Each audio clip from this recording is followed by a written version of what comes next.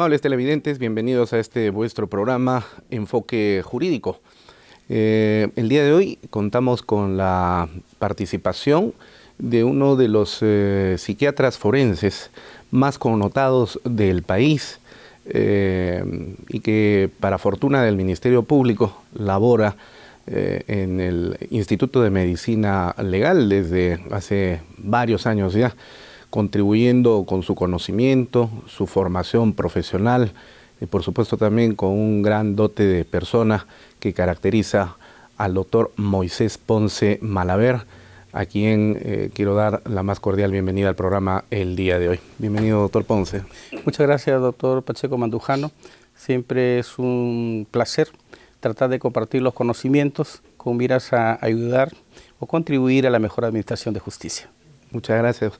Bueno, yo tengo que agregar que he tenido el honor de trabajar juntamente con el doctor Ponce, nuestro invitado el día de hoy, hace ya casi una década atrás, cuando asumía yo la subgerencia de capacitación fiscal de la Escuela del Ministerio Público, y el doctor Ponce, por su parte, era subgerente del área de capacitación administrativa y forense.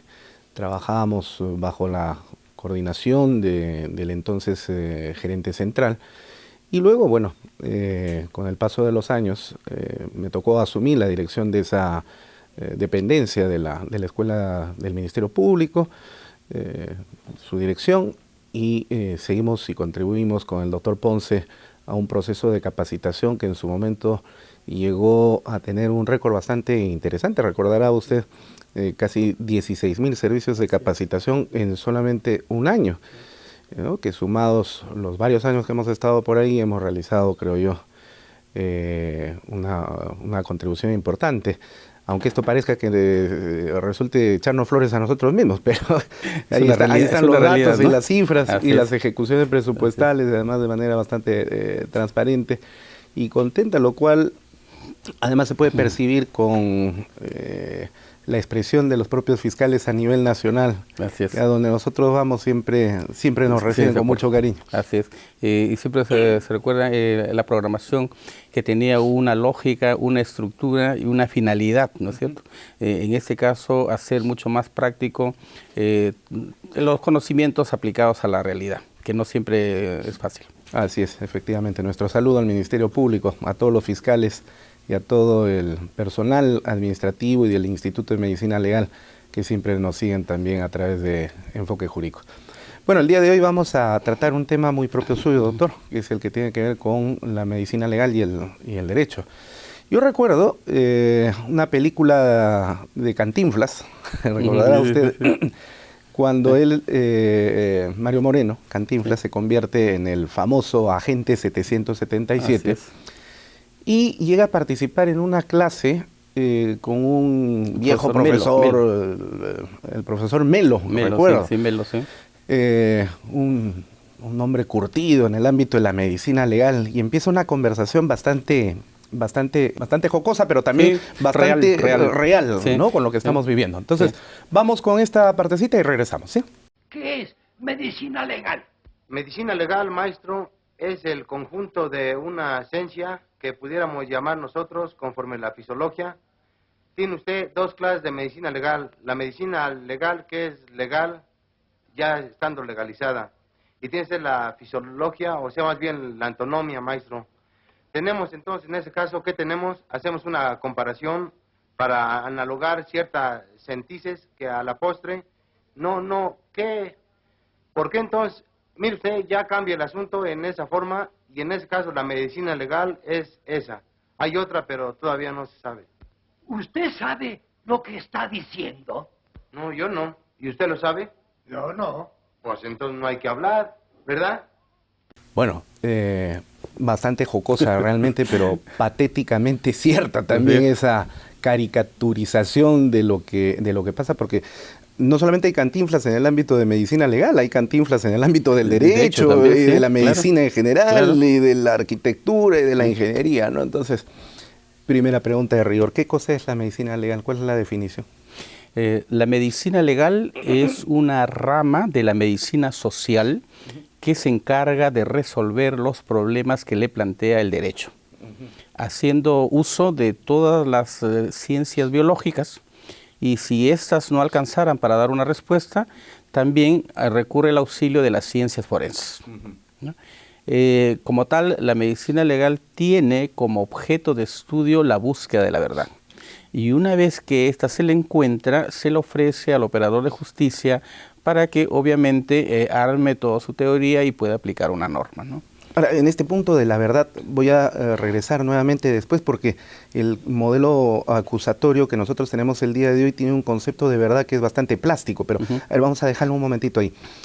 Ha señalado usted que la medicina legal forma parte de la medicina social y que se relaciona con las ciencias forenses. Esto me lleva a formular otra pregunta.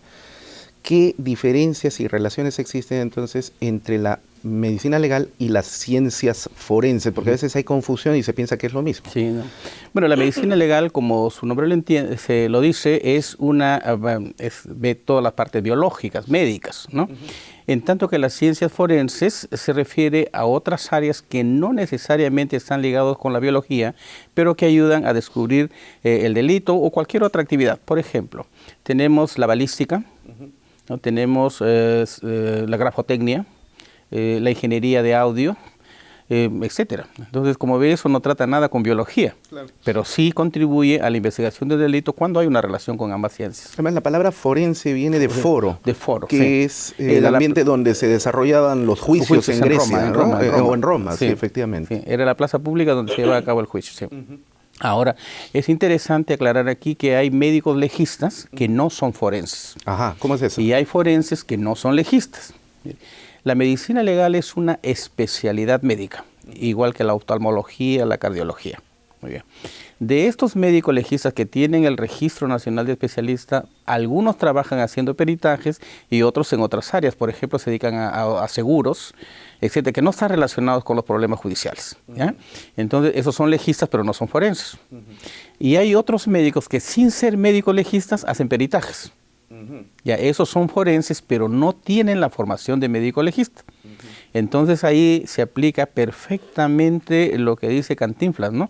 Si uno no sabe, mejor que no hay que hablar, porque no tiene la formación, ¿no? Y entonces elucubran, imaginan cosas que más bien suenan a fantasía que a realidad científica. Ahora, no quisiera preguntarle, pero a ver, tengo que hacerlo. ¿Y el Instituto de Medicina Legal tiene los dos? ¿O solamente tiene la especialidad de medicina legal y los médicos se dedican a la medicina legal? Médicos especialistas en medicina legal, en todo el Perú, no somos superiores a 150. Para una población mire, 32 distritos fiscales y una población de 30 millones de habitantes. 150 especialistas de medicina legal. De estos 150, aproximadamente unos 100 trabajarán en medicina legal.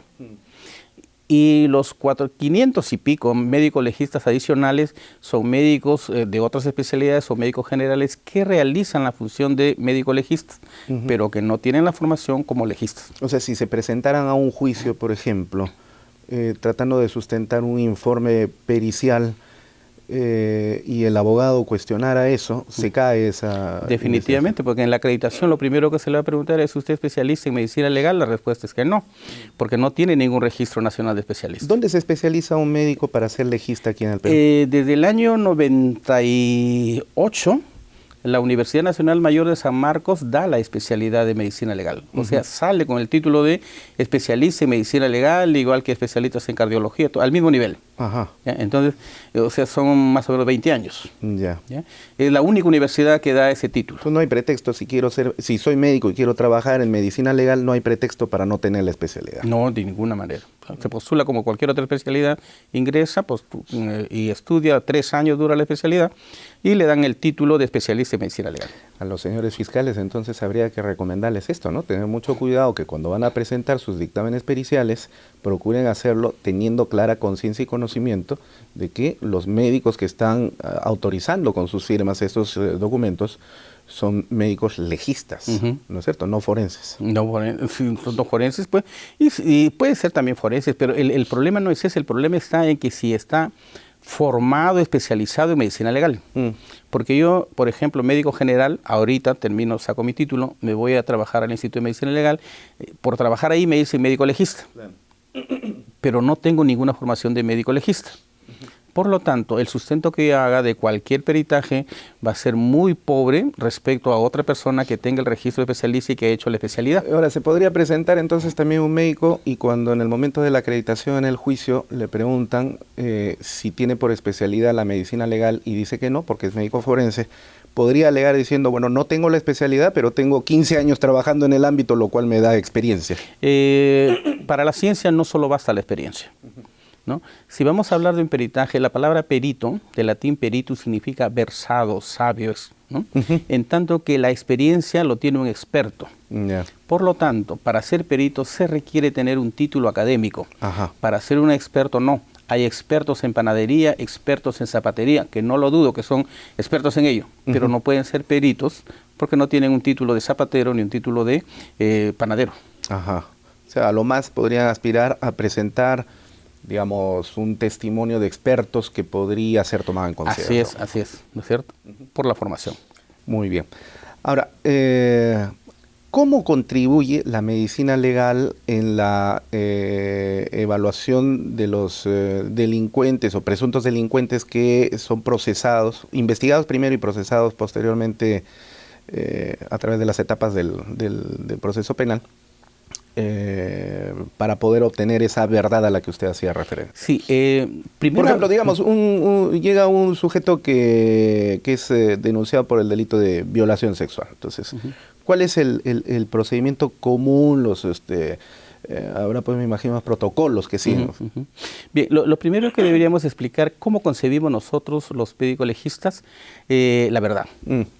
Ya lo dijo, no recuerdo si es Aristóteles o Sócrates, hace más de 3000 años, que la verdad no era más que la exacta coincidencia entre un pensamiento y una idea y una realidad. Por lo tanto, la verdad es demostrable. Y la verdad está ligada a la realidad. Y las realidades son demostrables. Ahora bien, bajo ese punto de vista, en medicina legal trabajamos con 4 tipos de verdades. Hay una verdad que se llama verdad matemática, en donde se describen cada uno de los signos y síntomas y la conclusión es irrefutable. Se basa en criterios. Es el equivalente a tipificar un delito. Por ejemplo, a mí se me ocurre pensar que hay una persona que tose, cuando tose elimina gotitas de sangre, pierde peso, tiene fiebre en la tarde, suda en las noches, le hacen un BK, le sale positivo, le hacen una radiografía y le sale un hueco. Nadie dudaría de que tiene tuberculosis, ¿no es cierto? Ese se llama verdad matemática porque reunió todos los criterios. Muy bien. Irrefutable. Lo opuesto a ello se llama verdad o certeza moral, que nosotros llamamos intuición. Dice, a mí no sé, pero para mí que él ha sido. ¿Y en qué basa ese criterio? En ninguno, solamente su intuición o corazonada. Eso no sirve. ¿No? No sirve. Otro tipo de... pero puede servir para iniciar una investigación, eso sí es cierto, ¿no? Claro. Pero la probabilidad de que sea cierto es muy baja. El tercer tipo de verdad es la verdad física, en donde yo digo, tiene una escoriación de tal tamaño, una herida de tal tamaño, tiene una equimosis de tal color en tal sitio, etcétera, etcétera. Esa es una verdad física y se puede demostrar. Ahora, sobre esa verdad física, que ya describí los criterios anteriores, sobre esa verdad física yo puedo hacer una deducción. Por ejemplo, yo puedo decir que esa persona es esa lesión que produce, si tiene, por ejemplo, huella de dedos, que han sido dedos de hombre o dedos de mujer, que han sido de un hombre delgado o de un hombre obeso, que ha sido cogido con la mano derecha o con la mano izquierda. Esas deducciones se llama verdad o certeza médico-legal. Con eso trabajamos nosotros. Por criterios previamente establecidos en la verdad matemática. Por eso es que cuando nosotros llegamos a un lugar y vemos una persona que está flotando en el aire colgado de una viga y miramos el nudo, miramos la dirección en que ha sido anudado, y yo puedo decir, no, asfixia mecánica, lazo a mano propia por las características del nudo o a mano ajena también por las características que presenta. Entonces, eso se llama verdad médico-legal. En ello trabajamos nosotros. Ahora, partiendo de esas premisas, cuando se va a estudiar desde el punto de vista médico-legal un caso de violencia sexual, podemos evaluar al agresor o a la víctima. en forma independiente. Es excepcional que lo veamos, el mismo médico vea a los dos. En el caso de la víctima, aquí hay un problema, porque cada uno de los que trabaja en medicina legal aporta con una parte, pero no hay quien lo integre. Es decir, el médico legista te dice las lesiones que encuentra, el psicólogo cómo está estructurado, qué cosas tiene la persona, el psiquiatra si está alterada su salud mental o no, pero no hay quien integre los tres. Ese es un problema, ¿no? Y el operador de justicia tiene que armar el rompecabezas que no sabe o no ha aprendido a unirlo. Muy bien. Porque no asistió a las clases del doctor Melo. Uno asistió a la clase del doctor Melo. Sí, entonces, el punto aquí es, evaluamos al agresor y a la víctima. Veamos al agresor, a la víctima primero. De la víctima, quiero saber yo si hubo resistencia por parte de la víctima y violencia por parte del agresor, ¿no? Si esa violencia y resistencia le generó algún tipo de lesión evidenciable que guarda relación con el acto de violación. Porque a mí se me ocurre que a una chica la violan y por huir sale corriendo y le lanzan una piedra en la cabeza. Y el que tenga una herida en la cabeza no guarda ninguna relación con la violencia sexual, ¿no es cierto? Es el posterior a ella, ¿no? Entonces, ese es el punto. Ahora, dentro de las víctimas, generalmente a nosotros nos interesa, a los médicos legistas, las lesiones. Y las lesiones que se presentan en un caso de violencia sexual son en 3 niveles o áreas. El área circunscrita a los genitales se llama región genital. Lo que está alrededor de los genitales, que se llama región paragenital, y el resto del cuerpo, que se llama región extragenital, ¿ya? Interesa para la investigación del delito no solo las lesiones propias de los genitales, porque no siempre va a haber. En el caso del himen complaciente, por ejemplo, no va a haber lesiones. Pero en el resto del cuerpo, en las lesiones extragenitales, se presentan 2 tipos de lesiones. Las llamadas lesiones típicas o necesarias. Estas lesiones me permiten establecer si hubo violencia por el agresor y resistencia por parte de la víctima.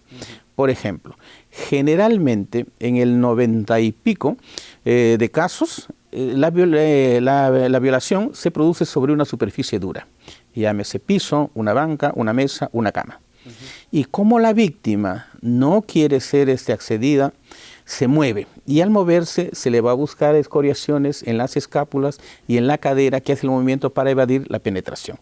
Entonces ya sabemos, se ha estudiado en qué área del cuerpo se debe sujetar o presionar para inmovilizar a la víctima. Entonces ahí buscamos eso. Y las lesiones genitales, definitivamente que ya todo el mundo las conoce, que pueden haber desgarros, pueden haber equimos, etc. Esa es la parte física. Ahora, en la parte psicológica, interesa saber si esa persona tenía, por ejemplo, la capacidad intelectual suficiente como para darse cuenta de lo que estaba haciendo. Si tenía o no la capacidad para entender o comprender el hecho y poder defenderse, o se encontraba indefensión. Por ejemplo, si tiene un cociente intelectual bajo, como retardo, difícilmente va a poder defenderse.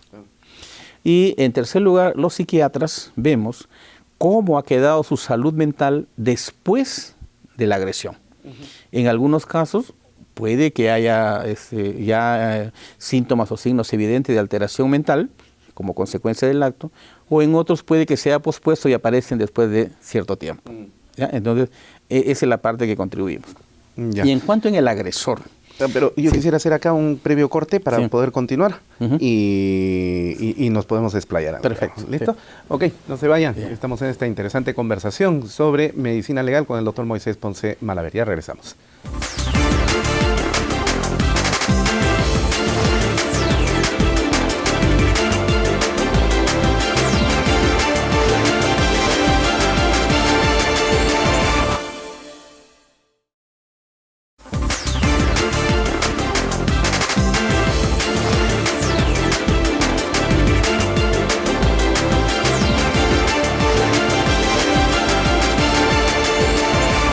Continuamos conversando con el doctor Moisés Ponce Malaver en este programa el día de hoy, tratando medicina legal y derecho. Nos habíamos quedado entonces en la evaluación del agresor. Eso. A ver. El examen que se debe solicitar en los casos de violencia sexual para el presunto agresor se llama perfil sexual. En realidad, el perfil sexual es la suma de por lo menos 3 exámenes. Primero, es un examen psiquiátrico. Queremos saber nosotros cómo es esta persona, es decir, si está sano mentalmente, primero. Segundo, cómo es su personalidad, ¿no? Y tercero, cómo es su nivel intelectual, como mínimo para empezar. En la personalidad nos interesa no solo los rasgos, es decir, las conductas que se repiten a través del tiempo ante estímulos similares, sino ahí es algo importante lo que se llama las actitudes.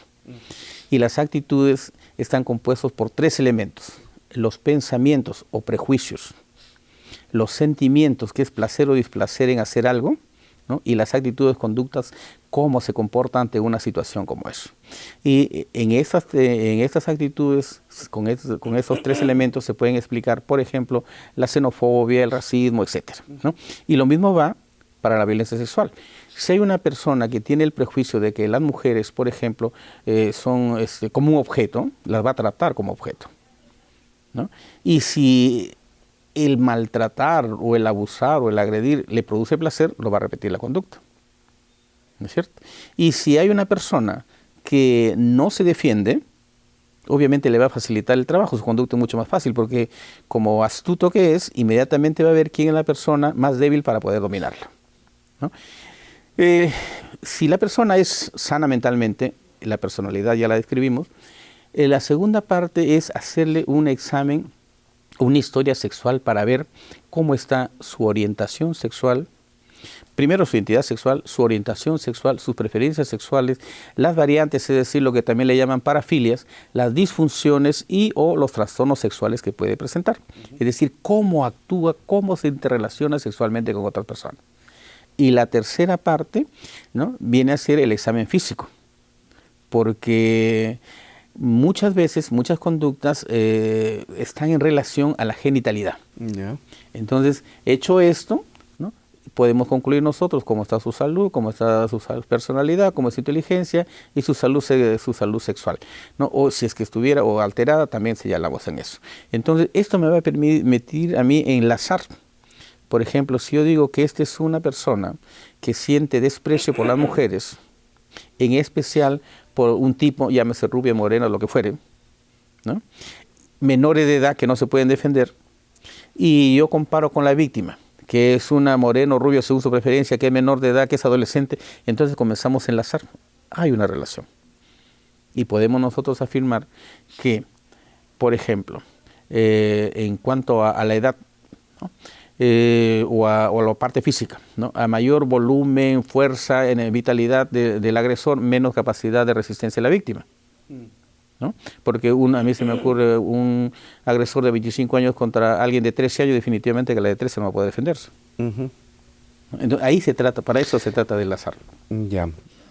Ahora, los aportes que realiza la medicina legal en la solución de los casos, particularmente los penales, decía yo en el primer bloque, en este contexto en el que nos estamos desenvolviendo del nuevo Código Procesal Penal, tiene un valor significativo, muy importante, ciertamente. Sin embargo, dado el hecho de que entre las varias diferencias existentes entre el actual modelo procesal acusatorio y el inquisitivo, que bueno, todavía está vigente acá en Lima, pero en el resto del Perú ya no, hay una diferencia que es la siguiente, la de la verdad. El modelo inquisitorial tendía a la búsqueda de la verdad. Entendía la verdad como lo que usted ha manifestado recordando a Aristóteles, que efectivamente en el Organón señalaba que es la coincidencia entre el pensamiento expresado en una proposición y lo que sucede en la realidad, ¿no? Cuando hay coincidencia, entonces se puede afirmar que algo es verdadero, ¿no? Como por ejemplo, pienso y expreso, este sillón es negro. Lo veo, coincide con la realidad, hay una coincidencia, entonces digo que esa proposición es verdadera. Entonces, el modelo inquisitorial buscaba ese tipo de verdad. Pero el modelo acusatorio es un modelo en el que se construye la verdad. Y resulta entonces de que al construir la verdad, terminamos construyendo una verdad relativa, pero que no necesariamente va a coincidir con la verdad real, ¿no? Ejemplo, supongamos que en un edificio multivivienda, donde viven varias familias, hay una particularmente de la que se sabe que marido y mujer tienen constantes peleas permanentes, se escuchan y oyen los gritos. Y entonces resulta de que un día El hombre sale dispuesto a ir al trabajo, pero previa pelea con la esposa, ¿no? Inclusive cuando se va, le dice, te voy a matar, y tira la puerta y se va. Llega en la tarde, después del trabajo, entra a la casa y encuentra el cadáver de su esposa en un charco de sangre, en un baño de sangre, y se desespera, ingresa, y ahí está el cuchillo con el cual inclusive se la ha matado a la mujer. Y empieza a gritar, a vociferar, a pedir auxilio. De manera que cuando lleguen entonces los vecinos, después de tanto grito, llegará la ambulancia, la policía. Y lo que va a encontrar es que hay testigos que han escuchado que este hombre peleaba todos los días con su esposa. Ese día particularmente se fue diciendo que la iba a matar. Y en la noche, o en la tarde-noche, llega y lo ven al hombre con el cuchillo en la mano, lleno de sangre, y la mujer tirada en el piso, ¿no? Y en esa. Entonces, claro, se puede hacer un tanatocronodiagnóstico y evaluar, pero vamos a poner la cosa difícil. Supongamos que la han matado pues media hora antes de que llegue el hombre, no ha sido en la mañana, sino en la media hora antes. Y entonces la evaluación de la escena del crimen, ahora llamada al lugar de los hechos, y todos los elementos que se van construyendo le van a permitir al fiscal construir una teoría del caso. Y este fiscal entonces va a iniciar la investigación por parricidio, que es lo correcto. Y para desgracia de este sujeto, se consigue un pésimo abogado que no lo va a defender, y entonces se va a terminar imponiendo la verdad expresada por el fiscal, sustentada inclusive además con la pericia dactilar que tiene el cuchillo, porque ahí están las huellas de este sujeto, la declaración testimonial de los vecinos, ¿no? Qué sé yo, una serie de cosas, y el juez no va a tener otra alternativa más que emitir una condena. Entonces, si la medicina legal busca la verdad, se hace bastante complejo pensar de que la búsqueda de esa verdad va a coincidir con el espíritu, digamos, nociológico que caracteriza el día de hoy al modelo acusatorio, ¿no? Porque construye una verdad, y aquí no gana quien logra demostrar la verdad, sino quien logra demostrar su verdad, así que es otra cosa. Así es.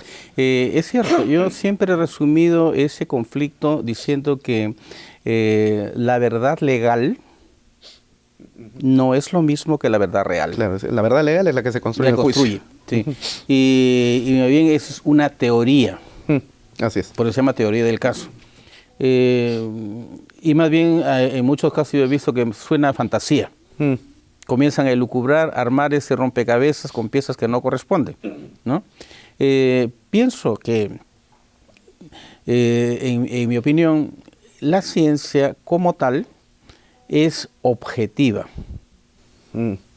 Es objetiva. Por lo tanto, como ciencia objetiva, tiene dos características, el método científico, ¿no es cierto? Tiene dos características. Primero, lo que se llama la refutabilidad. ¿En qué consiste? En que todo lo que yo diga puede ser refutado. Y por lo tanto yo estoy obligado a demostrar técnica y científicamente lo que digo. Segundo, es la reproductibilidad. Si la investigación científica sigue el mismo método que yo he utilizado, la conclusión va a ser la misma aquí y en la China, ¿no? Ahora, el problema está cuán formado está el investigador forense, ¿no? O el médico legista o el que le corresponda en descubrir esa verdad, porque ese es un trabajo, ¿no? El que encuentre una huella, no es solamente encontrar la huella, sino ver la dirección de la huella en el arma. Porque si yo cojo un cuchillo, las huellas van a quedar en cierta zona. Claro. Que es diferente que lo haya cogido, por ejemplo, en el mango o que lo haya cogido en la hoja. ¿Cómo se suele matar normalmente con un cuchillo, por Cogiendo ejemplo? con el mango. Para darle. Así. No así. No, sí, así también cuando la persona está en esta posición es donde la persona está más indefensa, porque lo sorprende. Acá está generalmente frente a frente, o menos que sea por la espalda también. Claro. Pero esta es una posición muy agresiva, muy violenta, que no te deja opción, ¿no? Ahora, por ejemplo, en los casos de violencia física, se ve lo que se llama heridas de defensa. o lesiones de defensa. Si el ataque ha sido tan violento, yo me protejo así, con ese brazo, y tengo para atacar. Y por lo tanto va a haber lesiones acá. Pero si ha sido más violento todavía, voy a intentar sujetar el objeto que me va a agredir. Y por lo tanto voy a tener heridas acá. Y si es mucho más veloz, lo único que voy a hacer es tratar de cubrirme la mano y voy a tener unos cortes acá. Entonces, Actos reflejos. actos reflejos. Y por lo tanto, yo, investigador, tengo que saber eso. ¿Y qué significa todo eso? Y ver, por ejemplo, de acuerdo a las lesiones que está, cuál fue la posición del agresor y víctima. Porque si hay una persona que lo encuentra con un cuchillo en el corazón, la probabilidad de que lo haya encontrado dormido es alta, ¿no es cierto? Claro. Entonces no tuvo tiempo ni de defenderse. Entonces, en este sentido, nosotros como médicos simplemente buscamos una verdad real, objetiva, no una hipótesis de la verdad. Pero debe ser bien frustrante para los médicos legistas, en todo caso, saber que están presentando unas conclusiones reales que luego en juicio pues son No son tomadas en cuenta, ¿sí? No son tomadas en cuenta. Sí, yo he escuchado muchas veces, hemos hecho informes, ¿no? Y dice, su informe a mí no me sirve para mi teoría del caso. Sí, pues le digo, pero yo no soy cuentista. ¿Eso quién le dice? El fiscal. Yo soy el fiscal.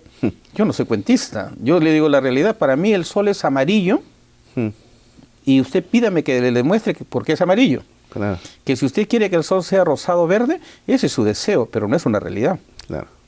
Entonces, pienso que eso en realidad lleva a muchos actos no muy justos. Claro. ¿No es cierto? Por ello, a mí me gusta mucho, hay un libro escrito en Argentina por 2 jueces, en donde después de haber cesado como jueces, hacen un mea culpa y dicen que han condenado a no sé cuántas personas sabiendo que era inocente, pero como la verdad legal había sido tan bien construida, que no le queda más que decir que era culpable sabiendo que era inocente.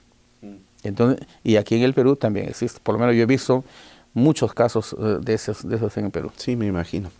Bueno, vamos a hacer el último corte en el programa para poder continuar con esta conversación. No se vayan, qué interesante conversación con el doctor Moisés Ponce Malaver, Medicina Legal y Derecho. Ya regresamos.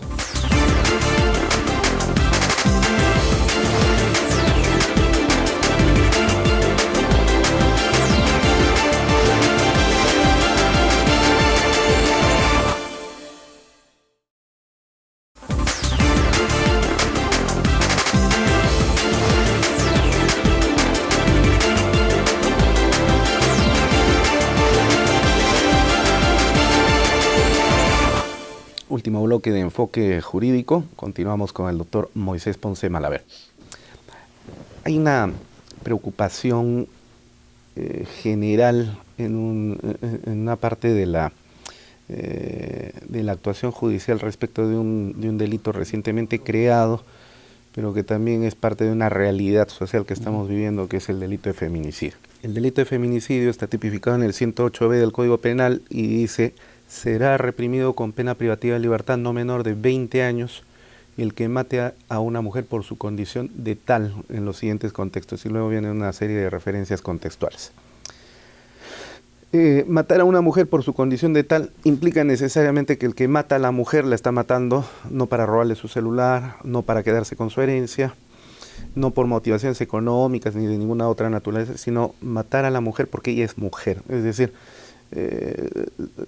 se expresa un dolo misógino. La misoginia, como usted sabe, es un odio, no sé si patológico, usted me dirá, hacia la mujer, una aversión hacia la mujer o a una expresión de la mujer, de lo femenino, de manera tal entonces que cuando se mata por misoginia a Juana, en realidad no se la está matando a Juana, se está matando ontológicamente a la mujer.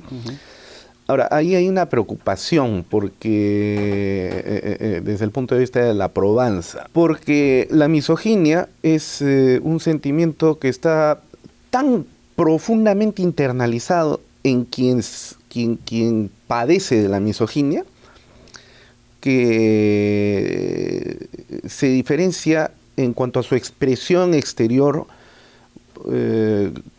respecto de otro tipo de conductas que más bien están pautadas culturalmente. Ejemplo, una persona que es homófoba lo es porque esta persona ha crecido en un ambiente cultural en el cual se ha aprendido que hay que rechazar al homosexual. Entonces por eso lo agrede, ¿no?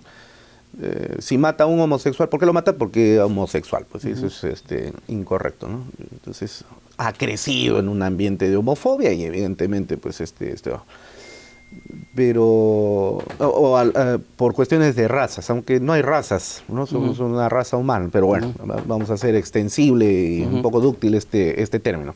La persecución contra los negros, por ejemplo, ¿no? Entonces, el Ku Klux Klan, ¿por qué los persigue? Porque son negros. ¿Y qué son los negros? Según la religión que ellos profesan, porque los negros son el resultado de la unión de los ángeles caídos que siguieron a Lucifer con hombres y mujeres en la tierra y nacieron los negros, ¿no? Por lo tanto hay que matarlos. Bueno, eso lo han aprendido culturalmente. Y así sucesivamente. Pero que yo sepa, en el mundo no se enseña a odiar a las mujeres, entonces eso es un problema. O sea, se podría entender que si yo encuentro a un rubio de ojos azules, de características arias, al cual se le vincula con el homicidio de un homosexual o de un negro, claro, es fácil establecer la relación porque un neonazi tiene pues esas definiciones y por lo tanto justifica su acción. Pero eso no lo vamos a encontrar en el hombre. Entonces, ¿cómo probar la misoginia, ¿no? Bien, empecemos aclarando algunos términos. Yo siempre he dicho que el desconocimiento o la ignorancia genera miedo. Y el miedo nos lleva al rechazo. Por ejemplo, los que parten, viendo del Ku Klux Klan, ellos rechazan, por ejemplo, a los negros, pero también yo puedo decir de los judíos. Usted sabe que hemos sido perseguidos durante milenios. Y usted es miembro de la comunidad judía. Así es.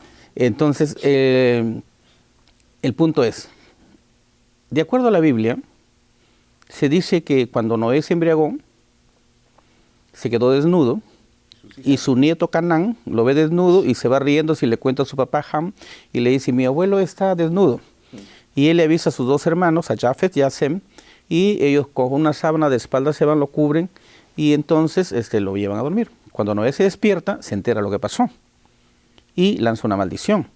Dice, maldito sea Ham por su hijo Canaán, sea el siervo de sus hermanos.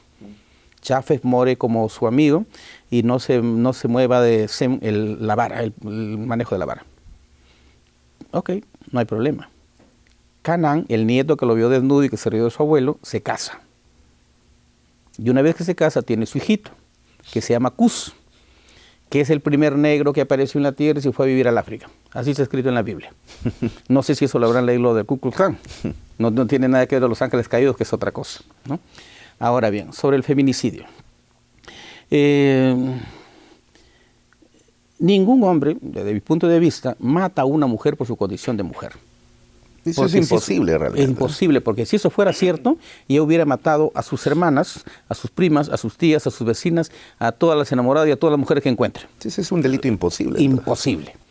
El hombre mata a una mujer porque está celoso, porque tiene cólera, porque quiere liberarse de ella para casarse con otra, y un largo etcétera, pero no por su condición de ser mujer.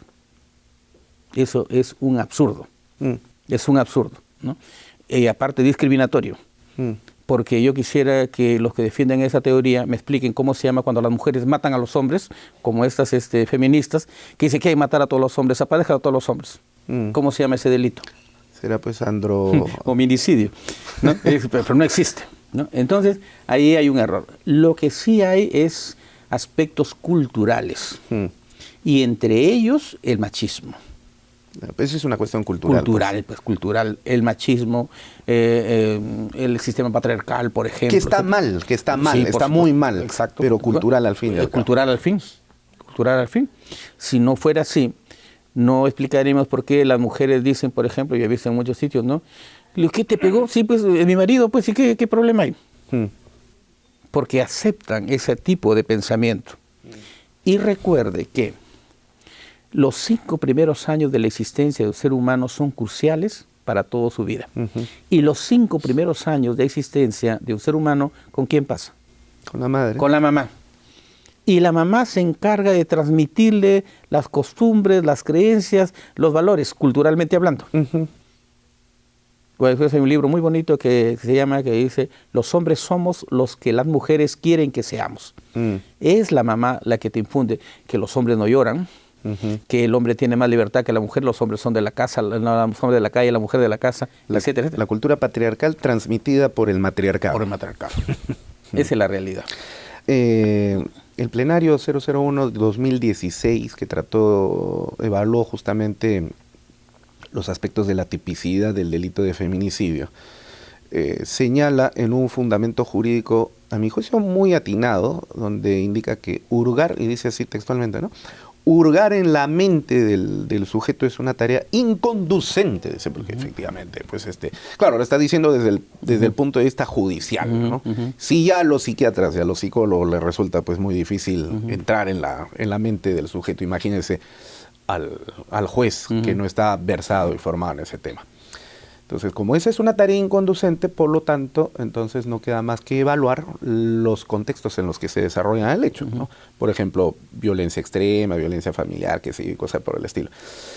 Pero lo que ahí se percibe, por más violenta de que sea la acción perdónenme la expresión, pero hay que decirlo, del miserable que mata a una mujer en un contexto de violencia familiar, o fuera de la violencia familiar, el sujeto que como pareja pues mata, como en este caso por ejemplo no sé si recordará usted, una chica en Piura, y esto increíblemente ha pasado desapercibido, ¿no? Porque las cámaras han recaído sobre un caso de Ayacucho, pero el de Piura extrañamente no.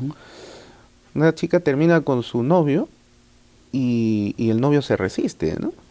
Y esta chica luego se consigue otro enamorado, y un día estaban teniendo relaciones sexuales en un hotel, y el anterior enamorado se entera de este asunto y va al hotel, entra violentamente, masacra al hombre, no lo mata, pero sí lo golpea violentamente, y saca a la mujer desde el segundo o tercer piso, me parece que es donde se encontraba el hotel, arrastras y la lleva hasta la puerta del hotel, donde la comienza a golpear de puntapiés en la cabeza, y la chica está desnuda, y saca una pistola y se la pone en la cabeza.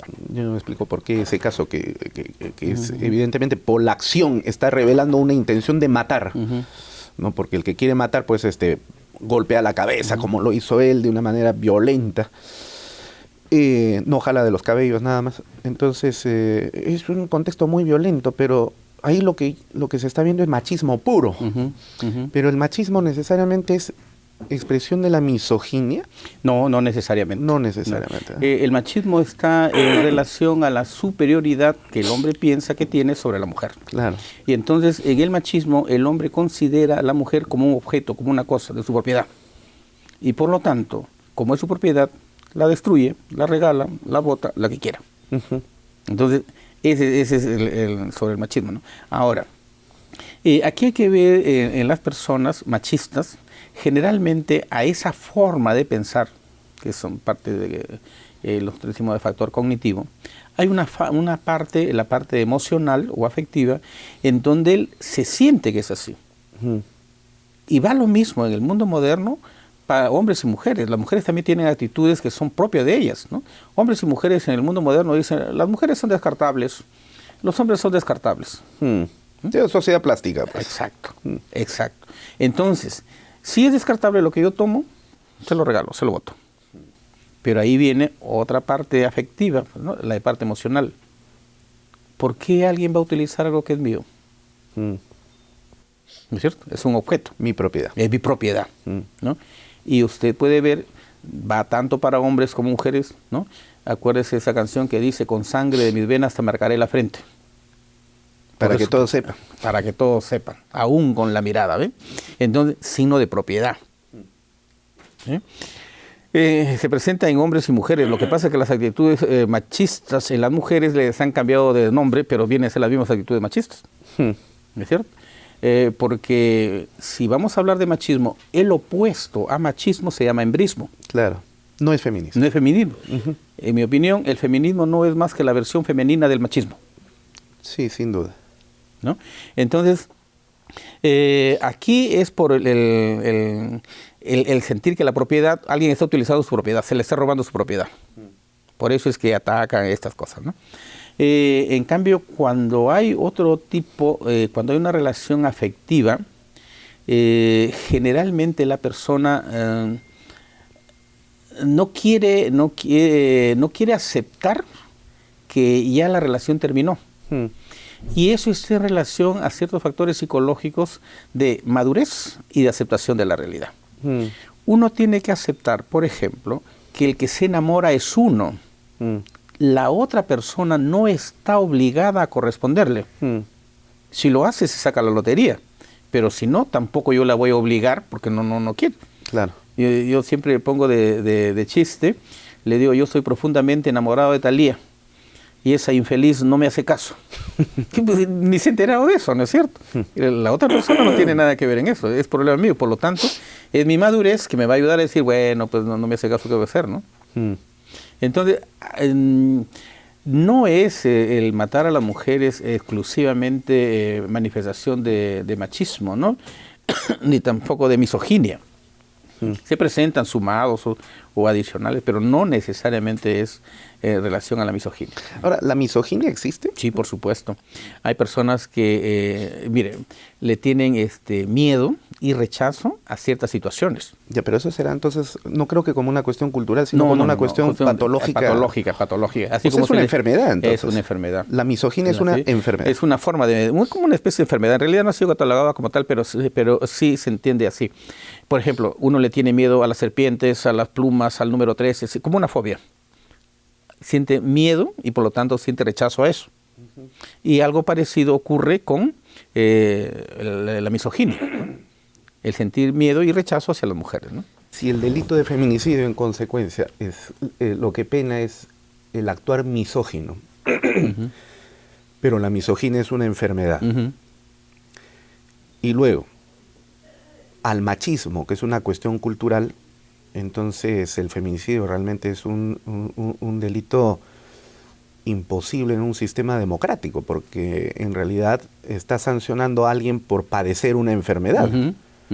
O lo otro, lo que queda del machismo, por una cuestión cultural, que el Estado está castigando, pero por otro lado lo está fomentando. Entonces me fomenta ser machista, pero luego me dice que no lo sea. Es como el padre que me dice, hijo, no fumes, pero pásame el cenicero, ¿no?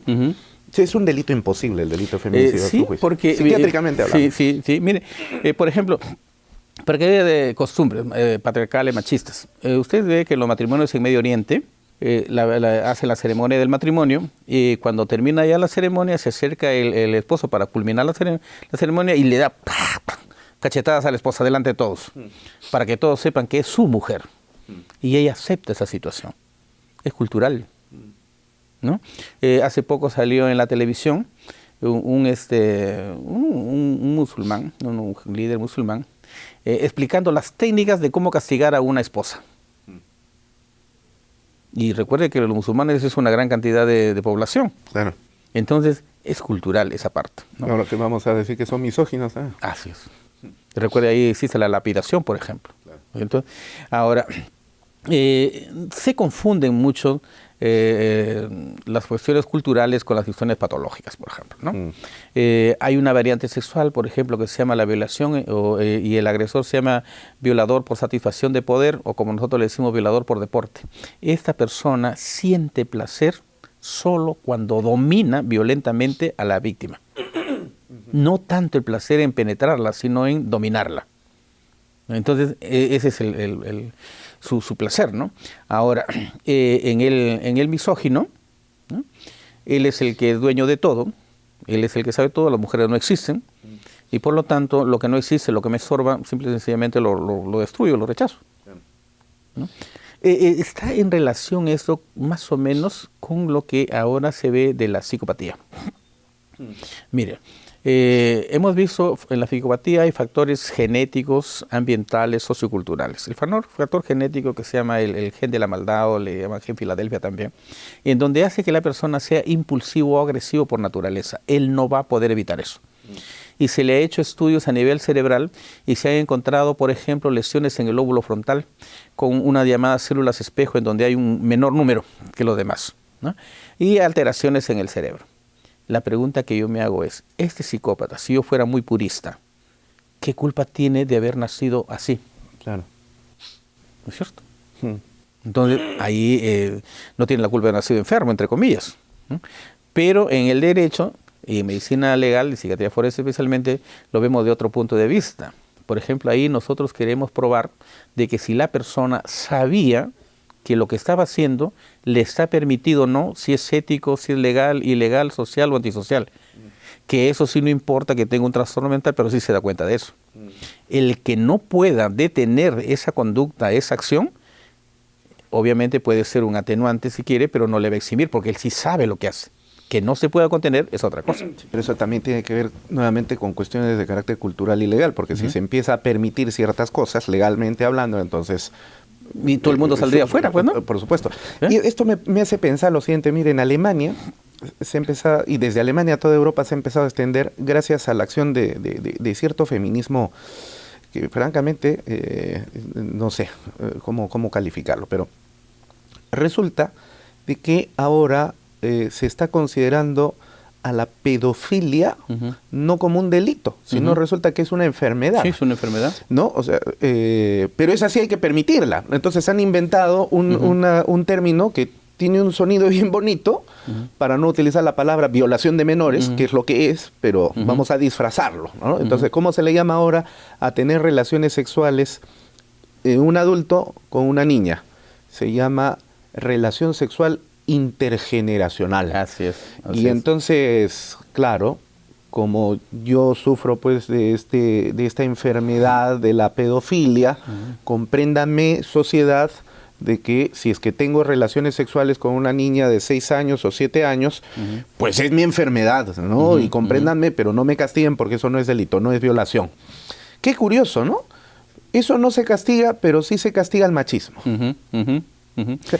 Yo lo que quiero decir es lo siguiente, doctor, para ir terminando ya.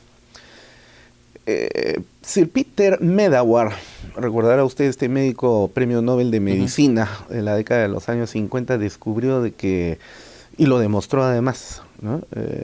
Muy cumplidamente, y no ha sido refutado hasta el día de hoy, que parece que a partir de la década de los años 40 la humanidad ha comenzado a ser más estúpida cada vez. Hemos entrado en un proceso de involución. ¿Será por eso que se habla el día de hoy? A ver, Giovanni Sartori, por ejemplo, que falleció el año pasado, extraordinario politólogo y filósofo italiano, decía, el hombre el día de hoy ya no es más un homo sapiens sapiens, sino un homo stupidus. O sea, cada vez nos volvemos más imbéciles realmente, ¿no? Y si cada vez nos estamos volviendo más imbéciles, ¿cómo es que, y seguramente por acá no faltará algún detractor que diga que nosotros mismos lo somos, en fin, cómo trabaja la psiquiatría legal en un mundo que cada día está más imbécil, que propicia ciertas acciones como esta de la pedofilia, que no se debe castigar, pero sí se debe castigar el machismo, y donde añadidamente hay que sufrir la, digamos, frustración científica de que la información que ustedes proporcionan al ámbito judicial muchas veces no se ha tomado. Hay dos puntos interesantes que aclarar. Existe, por lo menos en nuestro medio, la falsa creencia de que la persona que tiene relaciones con menor necesariamente tiene que ser pedófilo, lo cual no es cierto. La pedofilia no supera el 1% de la población mundial. ¿Ya? Ahora, dentro de esos pedófilos hay subtipos, la mayoría es de tipo homosexual, y un porcentaje muy bajo, que es el 10% de ese 1%, es el que intenta tener relaciones sexuales con mujeres, con niñitas. Muy bien. Entonces, primero aclaremos eso, ¿no? Ahora, la pedofilia como tal es una atracción sexual a personas menores de 13 años. A exclusividad. Es decir, si a esa persona le gusta menores de 9 años, ¿no? O en un rango de 9 a 11, por decir un ejemplo, porque hay exclusivos, si le gusta de 9 a 11 y se presenta una niña de 12, él no la toca porque pasó ese rango. Y si es una de 8, tampoco, porque él está en un rango determinado para él, para esa persona. Muy bien. Entonces, es exclusividad. ¿Y cuántos de esos pedófilos hay? Hay pocos. Lo que sí hay personas que, porque están drogados, porque son impulsivos, porque son inmaduros, etcétera, tocan a menores o tienen relaciones con menores. ¿No? La pedofilia está en relación con la inmadurez sexual. ¿Por qué motivo? Porque esas personas, ¿no? No van, por ejemplo, no es lo mismo tener relaciones sexuales con una chica que no tiene relaciones sexuales, que es su primera vez, a tener relaciones con una magíster en técnica sexual. ¿No es cierto? Hay un abismo de diferencia. Bien, entonces, los pedófilos son inmaduros sexualmente, temerosos por lo tanto, y buscan a personas menores para que no le reclamen sobre su funcionamiento sexual. Ahora, se adiciona a esto la preferencia o el gusto, que son caprichos, que son emociones que están ligados a una parte del cerebro, del funcionamiento cerebral que le llamo yo, que es inexplicable. Los gustos, los caprichos están en esa área, que nadie lo sabe, como un niño. Bien, entonces, volviendo al punto. El pedófilo, como tal, es catalogado como una enfermedad y debe recibir tratamiento. ¿Cuándo lo es? Cuando lo es. El resto no son pedófilos, sino que personas que han tenido contactos con menores, que esos son normales y hay que castigarlos. ¿No?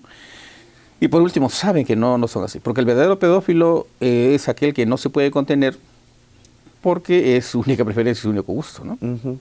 El problema está en que existe una doble moral y que algunas cosas se lo sanciona y otras no. El caso de la pedofilia con el mismo trastorno antisocial de la personalidad, pues él también nació así. Él no se puede contener esos actos, pero a él se la sanciona porque se da cuenta de lo que hace. Igual que el pedófilo se da cuenta que tocar a un menor es un delito, pero lo hace.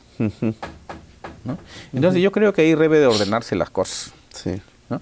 Lo único que puede cambiar ahí son, ni siquiera cambiar, sino poner freno, porque la pedofilia no se cura. En la época de Yugoslavia de Josip Broz Tito, él ordenó la castración real de los pedófilos, de los abusadores de menores, no pedófilos. 82% de reincidencia, sí, genitales. ¿Por qué? Porque eso es en la cabeza, en el cerebro. Claro. Bueno, el tiempo se nos ha agotado, hay tantas cosas que conversar, realmente nos queda muy corto este espacio, pero vamos a convocarlo nuevamente para poder seguir conversando de temas tan interesantes que siempre nos apasiona. Muchas gracias, doctor, siempre dispuesto a colaborar. Sigo pensando de que la justicia es un ideal que todos deberíamos contribuir para alcanzarlo. Claro que sí, y estamos en esa brega, sobre todo para la protección de los más vulnerables, y la mujer es una de ellas. Pero hay que defenderla bien, pues, no de manera tan... Sí, en relación de la vulnerabilidad hay un punto interesante. Aquí yo siempre he sido del que tiene esa corriente, que la mujer debería aprender a defenderse. Nadie me puede negar que una mamá, cuando ve en peligro a su hijo, ¿qué es capaz de hacer? Matar. Ok. ¿Y cómo es posible que venga por ahí un manganzón y abuse de ella, la maltrate y la mate? Algo pasa, ¿no es cierto? Algo pasa, sí. Cuando aprenda a defenderse, las cosas cambian. Yo soy del norte y en el norte las mujeres tienen una frase. Si la pareja por casualidad golpea, voltean y le dicen, mira, la primera porque me cogiste sorpresa, quiero ver si va a haber una segunda. Porque se defiende. Bueno, yo que soy huanca, sabrá usted que las mujeres huancas no aguantan ni la primera. Así es. Hay que andarse siempre con cuidadito. Así es. Muchas gracias. Y vamos bien. Muchas gracias, doctor. Muchas gracias. Un gran abrazo para usted. Y bueno, pues estamos viviendo las fiestas patrias. Desde Enfoque Jurídico, un gran y fraterno saludo para todos los peruanos, siempre con los mejores sentimientos nacionales. Con ustedes será entonces ya finalmente hasta la siguiente emisión de nuestro programa. Permiso.